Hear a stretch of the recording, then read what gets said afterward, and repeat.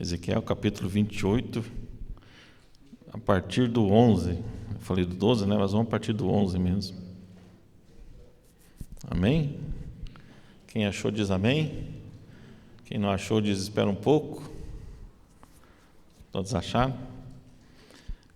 Diz assim a palavra de Deus: veio a mim a palavra do Senhor dizendo: filho do homem, levanta uma lamentação contra o rei de Tiro e diz-lhe: assim diz o Senhor Deus, tu és o sinete da perfeição, cheio de sabedoria e formosura. Estavas no Éden, jardim de Deus, de todas as pedras preciosas te cobrias, o sárdio, o topázio, o diamante, o berilo, o ônix, o jaspe, a safira, o carbúnculo e a esmeralda, e de ouro se te fizeram os engastes e os teus ornamentos. No dia em que fostes criado, foram eles preparados. Tu eras querubim da guarda ungido, e te estabeleci. Permanecias no monte santo de Deus, no brilho das pedras andavas. Perfeito eras nos teus caminhos, desde o dia em que foste criado, até que se achou iniquidade em ti. Na multiplicação do teu comércio, se encheu o teu interior de violência e pecaste. Pelo que te lancei profanado fora do monte de Deus, e te farei perecer, ó querubim da guarda, em meio ao brilho das pedras. Elevou-se o teu coração por causa da tua formosura, corrompeste a tua sabedoria por causa do teu resplendor. Lancei-te por terra, diante dos reis te pus para que te contemplem, pela multidão das tuas iniquidades. Pela injustiça do teu comércio, profanaste os teus santuários. Eu, pois, fiz sair do meio de ti um fogo que te consumiu e te reduziu às cinzas sobre a terra, aos olhos de todos os que te contemplam. Fecha os teus olhos. Pai querido, em nome de Jesus, Senhor, nós estamos aqui para pregar a tua palavra, Senhor. Pai querido, que não seja eu, mas que seja o Senhor falando aos nossos corações, ó Pai. Que nós possamos sair daqui transformados, renovados, Senhor Deus. Pai querido, te peço isso em nome de Jesus, Senhor. Pai, que teu Espírito Santo venha estar falando aos nossos corações. Oh, Pai, que a tua espada do Espírito possa penetrar na nossa alma e no nosso espírito, Senhor. Pai, que o Senhor possa falar conosco diretamente, Senhor. E que a partir de hoje, Senhor, nós possamos mudar as nossas atitudes, ó Pai. Que a partir de hoje nós possamos nos aproximar do Senhor cada vez mais, Senhor Deus. Oh, Pai querido, afasta de nós, ó Pai, toda a iniquidade, Senhor Deus. Oh, Pai querido, usa-me nas tuas mãos, ó Pai. Eu te peço isso em nome de Jesus. Amém. Pode sentar, querido.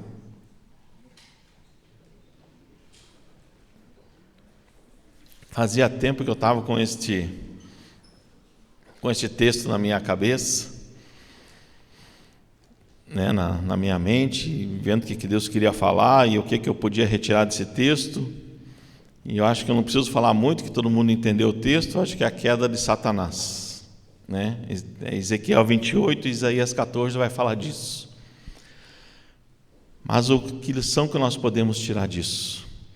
Então a gente já vê no começo do que nós lemos que ele estava no Éden de Deus, ou seja, ele estava no jardim de Deus, ao lado de Deus.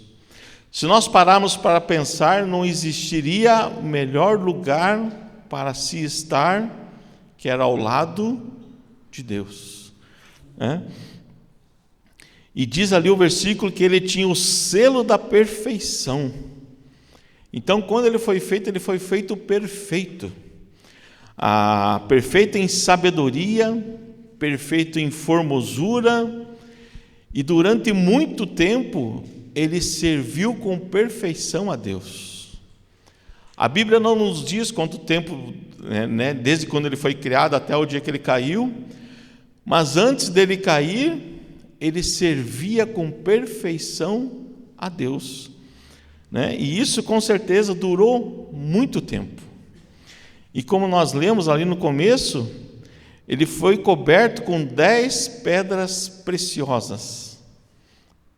Poderíamos tirar mais um estudo em cima dessas 10 pedras, mas não é o caso para esta noite. Mas eu queria que você tentasse contemplar a formosura que ele tinha e aonde ele estava. Nos céus ele tinha a mais alta patente, ou seja, depois de Deus Pai, Deus Filho, Deus Espírito Santo, era ele. Ele tinha a mais alta patente entre os querubins. Tanto é que quando a gente lê o livro de Judas, quando Judas escreve que ele brigou pelo corpo de Moisés, o arcanjo Miguel não usar palavras contra ele. Simplesmente ele falou: o Senhor te repreenda. Mas o próprio arcanjo Miguel não falou palavras para denegrir ou falar mal de Satanás. Se você for lá para o versículo de Isaías 14:12, fala assim que ele era filho da alva. O que é o filho da alva? O filho do amanhecer. Ele era o primeiro, né, na hierarquia dos céus. E quando nós vamos estudar sobre o filho da alva, nós vamos lá no livro de Jó, capítulo 38, versículo 4, que são aquelas perguntas que Deus faz para Jó. E no meio dessas perguntas tem algo interessante que Deus começa a falar assim para Jó: onde estavas tu quando eu fundava a terra? Faze-me saber se tens inteligência. Quem lhe pôs as medidas, se é que o sabes? Ou quem estendeu sobre ela o cordel? Sobre quem estão fundadas as suas bases? Ou quem assentou a sua pedra de esquina? Quando as estrelas da alva juntas alegremente cantavam e todos os filhos de Deus jubilavam. Quem provavelmente estava ali era o Satanás antes dele cair. Então ele praticamente dá a entender que ele ministrava louvores nos céus, né? Mas chegou uma altura que não se sabe porquê, que lá em Isaías 14:13 fala assim, que tu dizias no teu coração: eu subirei ao céu, acima das estrelas de Deus, exaltarei o meu trono, e no monte da congregação me assentarei aos lados do norte. Subirei sobre as alturas das nuvens e serei semelhante ao Altíssimo. Ou seja, começou a entrar a vaidade no coração de Satanás. E se na Bíblia fala que ele tinha um trono, com certeza ele tinha um reino. Que para você ter um trono e reinar, você tem que ter um reino. E com certeza eram os outros anjos que ele reinava e ordenava. Mas ele era um padrão de adoração. Ele era a perfeição nos céus. E o que entrou no coração dele? A vaidade. E o que eu posso tirar dessa lição para mim hoje, né? Então todos nós, não só nós, mas como várias pessoas que têm a Cristo como seu Salvador, pretendem ficar firmes, né? Todos nós temos a esperança de um dia Cristo voltar e sermos resgatados com Ele. Ou seja, quando Cristo voltar nos céus, Ele vai levar a sua igreja. E nós temos essa esperança. Só que nós não sabemos quando Ele vai voltar. Não sabemos o dia, a hora e nada.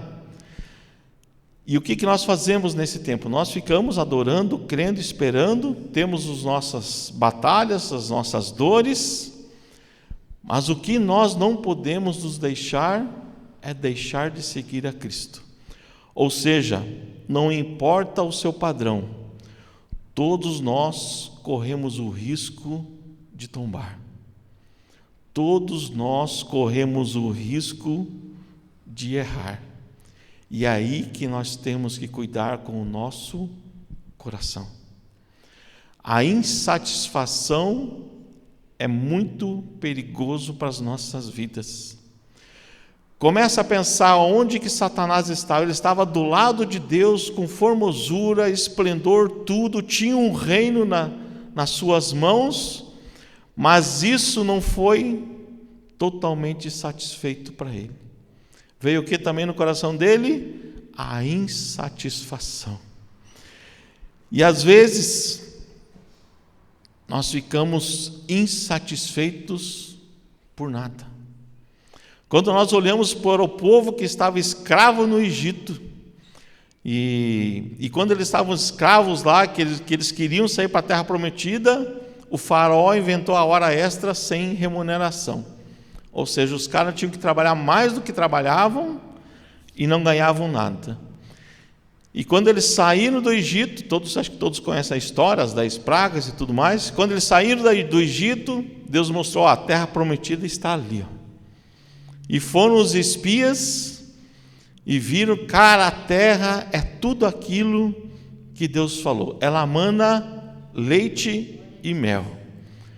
Se você parar para pensar, leite e mel são os únicos 2 alimentos que não precisam de sacrifício. Ninguém precisa morrer. Ou seja, não é carne que precisa matar o boi, e assim vai. Mas manava leite e mel. Mas o que? Eles ficaram insatisfeitos ou medrosos por causa do quê? Dos homens que estavam lá. E o que aconteceu? 40 anos no deserto. E lá no deserto, eles ainda ficavam insatisfeitos porque com o que tinham, falando: mas lá no Egito, que nós éramos escravos, que nós fazíamos hora extras e não éramos remunerados, nós tínhamos pepino e cebola. E aqui o que nós temos? Ou seja, Deus deu para eles uma terra que manda leite e mel, mas eles ficaram insatisfeitos, sempre reclamando, sempre murmurando, insatisfeito com aquilo que Deus deu a ele. E como nós estamos? Você está satisfeito com o que Deus tem feito na sua vida? Você está satisfeito com talvez as lutas que Deus tem permitido você passar? Você está satisfeito, às vezes, de ter que acordar segunda-feira cedo e ir trabalhar para uma pessoa ímpia? Você está satisfeito com tudo isso? Você está satisfeito aonde Deus te colocou? Ou você está murmurando? Ou você está insatisfeito? E eu vou falar para vocês uma coisa: não queiram estar onde Deus não colocou vocês. Satanás, ele tinha o melhor lugar para ele estar, mas ele não queria estar ali, ele queria estar no lugar de Deus. Então, além da insatisfação, vem a tal da vaidade. Eu não sei quantos assistiram aquele filme O Advogado do Diabo, com o Al Pacino. Na última cena do filme, aparece ele como o diabo e ele fala assim: vaidade, o meu pecado preferido. E acaba o filme, sobe a legenda. Aí quando nós vamos para algumas pessoas da Bíblia, quando a gente vê que Saul pecou, ele falou assim: pequei contra o Senhor, Samuel, mas saia comigo diante do povo para eu manter a minha imagem. Ou seja, vaidade.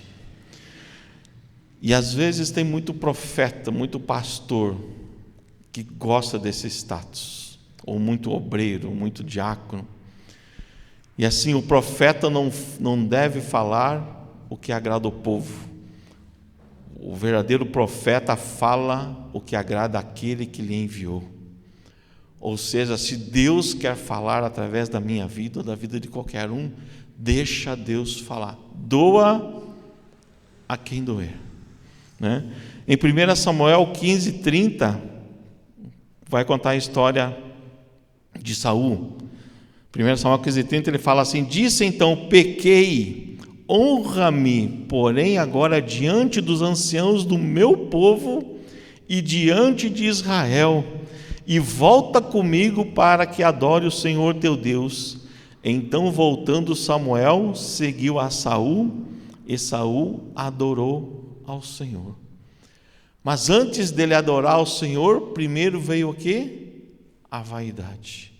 Honra-me, né, diante do meu povo. Ele reconheceu que pecou, mas ele não se arrependeu. Diferente de Davi, que quando pecou, o que Davi fala? Senhor, tira o meu reino, tira a minha casa, tira a minha família, tira tudo, mas só não tires a tua presença. Só não tires a tua presença. O resto eu posso perder tudo, menos a sua presença. E pensando nisso, quanto tempo levou essa transformação de Saul? Quanto tempo leva uma transformação de alguém que é filho de Deus e ele deixa de ser filho de Deus? Quanto tempo dura essa transformação? O mesmo tempo quando o nosso coração se eleva. É rápido. Quando o nosso coração se eleva para alguma coisa que não se agrada a Deus, nós estamos ao ponto de cair. Numa parte nos evangelhos que Jesus fala: eu vi Satanás cair como um raio. Ou seja, foi rápido. É rápido o negócio. Então, muitos são orgulhosos. Muitos andam com os narizes empinados, como a gente diz. Mas do que adianta esse orgulho que alguns levam? Do que adianta se orgulhar do que você tem ou do que você é? E eu vou falar para você, por mais querido que você seja, por mais amado que você seja, se te faltar o teu ar para você respirar, em 2 dias ninguém mais te suporta, porque a tua carne começa a apodrecer, o cheiro mal começa a exalar.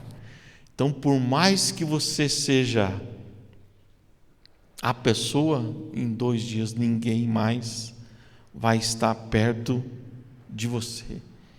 E o que esse orgulho nos leva?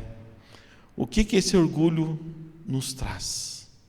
Eu vou dizer para você: nada, nada.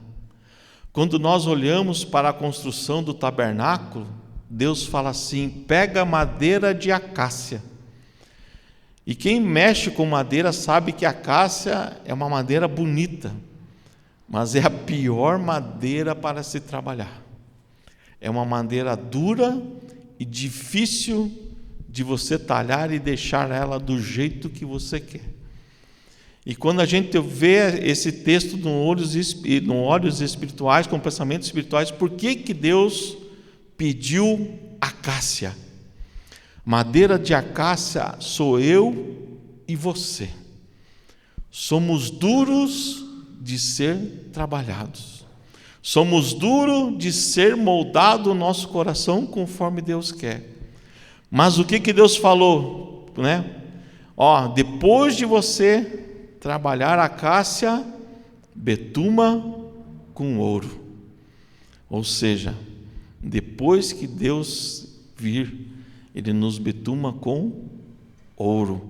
Ou seja, em Gênesis fala assim que façamos o homem a nossa imagem e a nossa semelhança.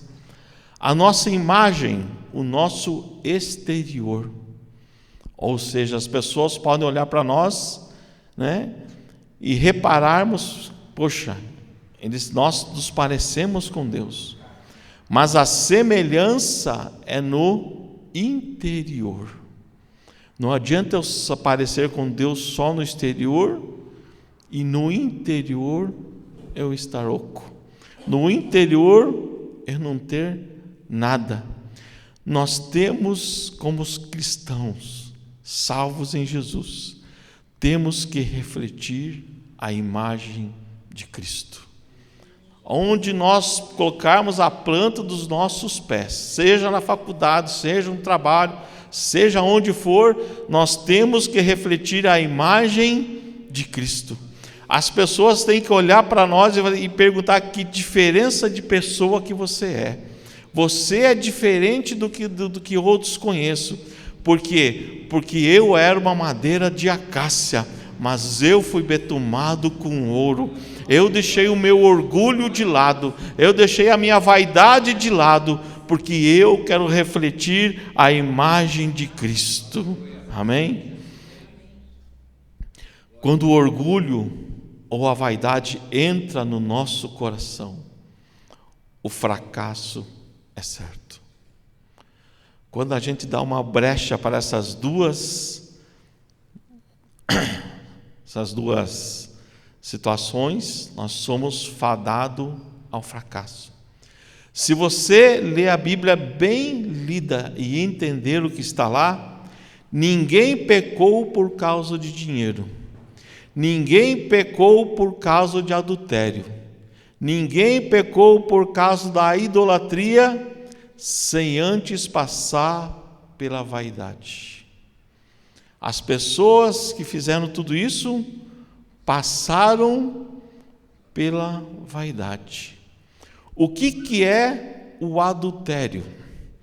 O adultério é a minha vaidade dizendo que eu tenho direito de ter mais uma mulher. Isso é a vaidade. O roubo de dinheiro, pegar aquilo que não é meu, ou até mesmo da igreja, é a minha vaidade dizendo que eu tenho direito de tomar aquilo que não é meu, aquilo que Deus não me deu. Isso é vaidade. E a vaidade de querer ser igual a Deus derrubou Adão do Éden e o próprio Satanás, o querubim mais perfeito que existia até então. Pela vaidade dele de querer ser igual a Satanás, Deus fez sair de dentro dele um fogo e o consumiu. Aquela imagem já não existe mais, daquele querubim perfeito. Davi se envaideceu ao ver uma mulher que não era dele. Estava no palácio, passeando, enquanto os seus servos guerreavam, e ele viu aquela mulher, e veio a vaidade e a desejou. Então, assim, não negocie com aquilo que coloca a sua salvação em risco. Não brinque com o pecado. Não dê brecha para a vaidade, não dê brecha para o orgulho, porque se você der brecha para a vaidade e para o orgulho, a situação, o fim é cair. Ouça o que Deus quer falar com você. Quando nós vamos para a história de Davi, é muito interessante que desde os 13 anos até os 45, os filisteus sempre ficavam no encalço de Davi. Sempre ficavam. Às vezes Davi foi morar com eles, depois ficaram inimigos, mas sempre eles ficavam no encalço de Davi. E no capítulo 5 de 2 Samuel, vem as duas últimas batalhas com os filisteus. A primeira batalha, os filisteus vieram para prender a Davi. E Davi, em primeiro lugar, o que ele fez? Ele orou a Deus. Senhor, eu vou contra os filisteus, o Senhor me dará a vitória? O que Deus falou? Vai. E Davi foi e venceu os filisteus e voltou para Jerusalém. Só que o inimigo vencido, mas não derrotado, voltou, se armou de novo e voltou para matar Davi. E quando Davi soube, o que Davi fez? Orou a Deus. E o que Deus falou para Davi? Davi, foge. Na nossa linguagem paranaense, pica mula. Vaza, Márcia? A Márcia sabe. Vaza. Aí você fica pensando, poxa, mas Deus Todo-Poderoso, Deus está no comando, Deus não sei o quê. Deus mandou Davi fugir. E foi o que Davi fez. Davi fugiu de Jerusalém. Agora você imagina ele chegando para o povo, ó gente, Deus mandou a gente dar no pé, picar a mula. E aquelas pessoas podiam perguntar, poxa, mas esse não é Davi, o homem segundo o coração de Deus? Foge, Davi. E o que Davi fez? Pegou todo o povo e foi lá para a floresta. E a Bíblia não diz quanto tempo eles ficaram escondidos. Mas Deus falou para Davi, quando balançar a copa das árvores, quando parecer uma marcha de exército, você ataca os filisteus. E Davi obedeceu, simplesmente obedeceu. E o que aconteceu? De repente veio o vento, parecia marcha de exército, e Davi foi e acabou com os filisteus, e nunca mais os filisteus apareceram na vida de Davi. E ele venceu por quê? Porque ele ouviu a Deus. Aí vem um momento perigoso da nossa vida. Qual que é o momento mais perigoso para nós? Eu já falei isso uma vez e vou repetir. O momento que nós mais nos aproximamos de Deus é quando nós estamos passando por batalhas. Quando nós estamos passando por doenças, por aflições, é o momento que nós mais chegamos perto de Deus. E foi o que Davi fez no que eu acabei de falar com os filisteus. Mas de repente, tudo estava dando certo. Davi chegou a um ponto que ele não precisava mais ir para as batalhas, E aí é o momento mais perigoso da nossa vida espiritual, o momento em que tudo está dando certo, aquele momento em que eu peço para Deus um livramento, uma bênção, e Deus me recompensa, Deus me dá, ou um bem material, ou uma doença curada, ou um emprego novo, seja lá o que for, ou uma conversão na família, ou seja, eu estou com tudo dando certo. E foi nesse momento que foi o que aconteceu. Davi estava no pátio, viu Betseba, uma mulher que não era dele, era casado com o homem mais fiel que ele tinha. E quando que aconteceu isso? Quando Davi não foi para a guerra, quando tudo estava dando certo. E quando nós vamos para Jesus, toda vez que ele fazia um milagre, ou acontecia alguma coisa, logo depois, se você reparar todos os textos dos evangelhos, ele se retirava para orar. Agora eu pergunto, se acontecesse alguma coisa e Deus nos usasse, o que nós íamos fazer? Tirar uma foto, pôr no Instagram, fazer um churrasco, Ou seja, nós íamos nos expor cada vez mais. E quando o certo é quando nós estivermos tudo dando certo na nossa vida, nós temos que nos retirar e agradecer a Deus.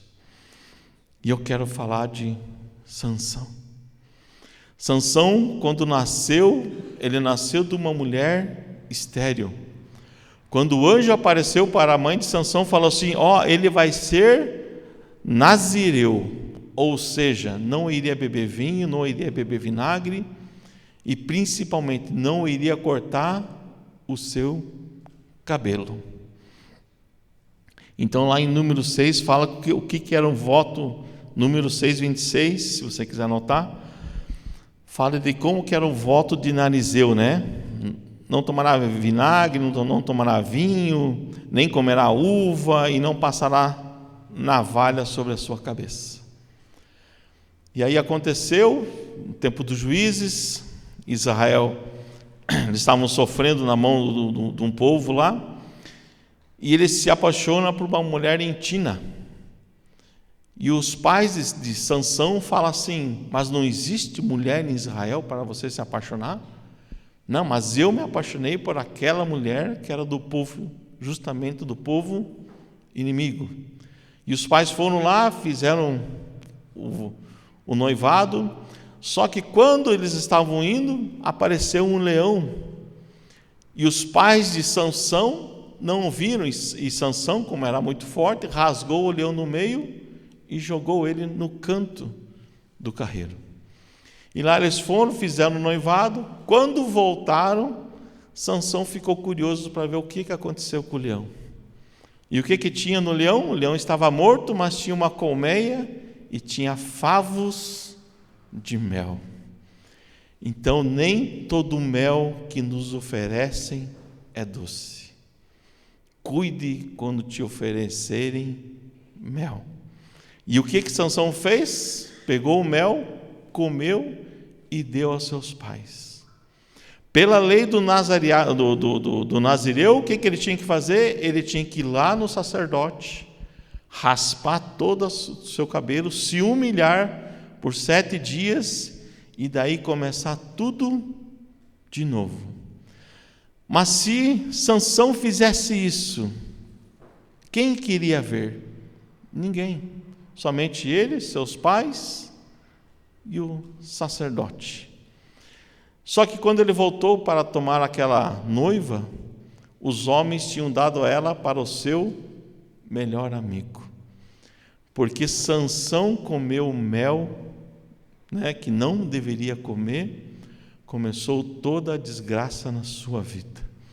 Ele colocou fogo na plantação dos filisteus, e foi toda aquela tragédia que vocês sabem. Depois ele matou 1000 homens com uma queixada, quem gosta de história, e no final ainda ele foi traído por Dalila.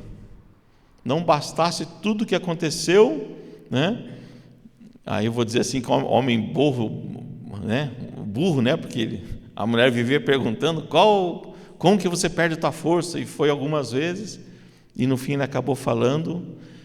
E o que aconteceu? Cortaram o cabelo de Sansão. E tudo aquilo que era para ele fazer, só ele, seus pais e o sumo sacerdote, aconteceu à vista dos seus piores inimigos. Ele perdeu a sua visão, parou de enxergar, tudo porque comeu mel.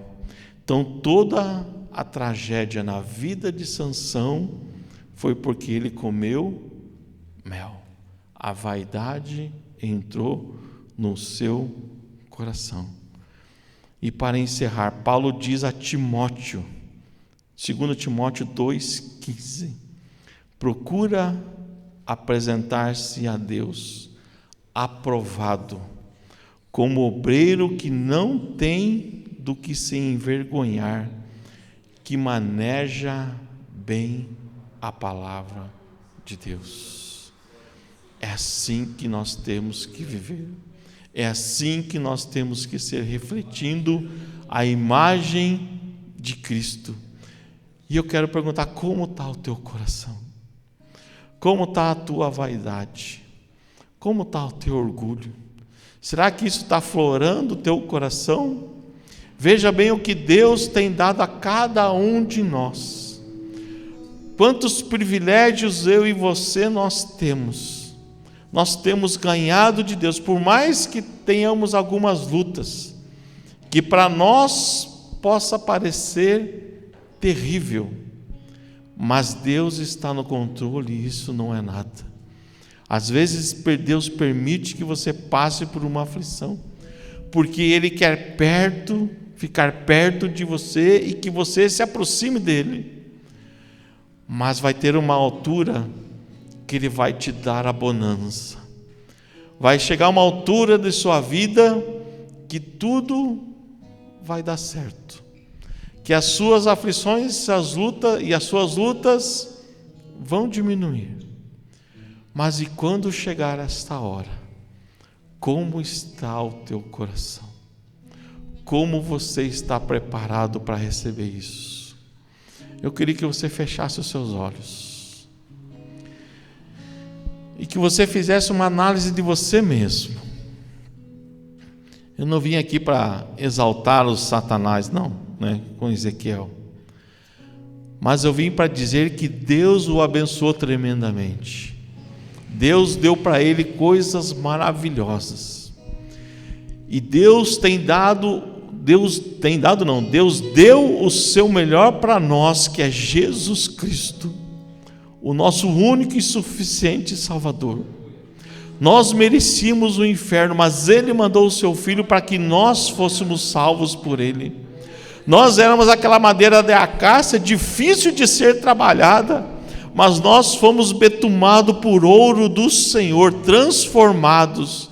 Nós temos o privilégio de sermos chamados filho e filha de Deus. Nós somos filho e filha de Deus. E como nós temos agradecido ao Senhor. Será que nós estamos sendo mal agradecidos? Será que nós estamos murmurando talvez por uma coisa pequena? Olha o tanto que Deus já fez por nós. Olha o tanto que nós somos abençoados. Olha as nossas famílias, como elas têm sido abençoadas através de nós, ou como elas serão abençoadas através de nós. Comece a orar. Se ponha diante de Deus. Comece a lembrar de tudo aquilo que Deus já te deu. Lembra daquele dia que Ele se apresentou a você e falou assim: eu morri por você. Eu sofri aquela cruz para que você tivesse vida e vida em abundância, para que você desfrutasse do melhor. E o que você tem feito com isso? Será que a tua vaidade está florescendo no seu coração? Será que o orgulho está nos separando de Deus? Oh, Pai querido, em nome de Jesus, Senhor, a Tua palavra foi pregada, Senhor. Oh, Pai, eu te peço que haja transformação nas nossas vidas, Senhor. Pai, sonda o nosso coração, Senhor. Sonda o nosso coração, ó Pai. Oh, Pai, se por acaso tem um resquício de orgulho no nosso coração, na nossa mente, Senhor, que nós possamos nos corrigir diante do Senhor, ó Pai, porque nós não somos nada sem a Tua presença, Senhor. Nós não somos nada sem as Tuas misericórdias, ó Pai. E graças a Deus que as Suas misericórdias, ó Pai, se renovam a cada manhã, Senhor. Ó Pai, a vaidade, Senhor. Ó Pai, sonda o nosso coração, Senhor. Ó Pai, se nós temos sido vaidosos, Senhor, tira isso de nós, ó Pai. Tira isso de nós, ó Senhor. Oh, Pai querido, não nos deixes cair em pecado algum por causa da nossa vaidade, Senhor. Vários homens da fé, Senhor, caíram por causa da vaidade do seu coração, Senhor. Oh, Pai, nós estamos esperando a sua volta, quando o Senhor vai recolher a sua igreja, Senhor. Mas não deixa a vaidade florar nos nossos corações, Senhor. Não deixa essa vaidade nos atrapalhar a nossa comunhão com o Senhor, ó Pai querido. Ó Pai, muito pelo contrário, que nós possamos crescer do Senhor, ó Pai, crescer em Ti, ó Pai. Ó Pai, mesmo quando as lutas se passarem, Senhor, nós possamos continuar firmes do mesmo jeito, Senhor. Nós possamos continuar firmes na rocha, Senhor. Ó Pai, continua nos betumando com o ouro do Senhor, ó Pai. Continua transformando, ó Pai, que nós possamos ser a Sua imagem e Sua semelhança, Senhor. Oh, Pai querido, que em nome de Jesus, Senhor, as pessoas possam olhar para nós, ó Pai, e ver a Tua face refletida, Senhor. Que as pessoas possam vir conversar com nós e achar a Tua paz, Senhor. A paz que só o Senhor pode dar, Senhor. Que só o Senhor tem, Deus.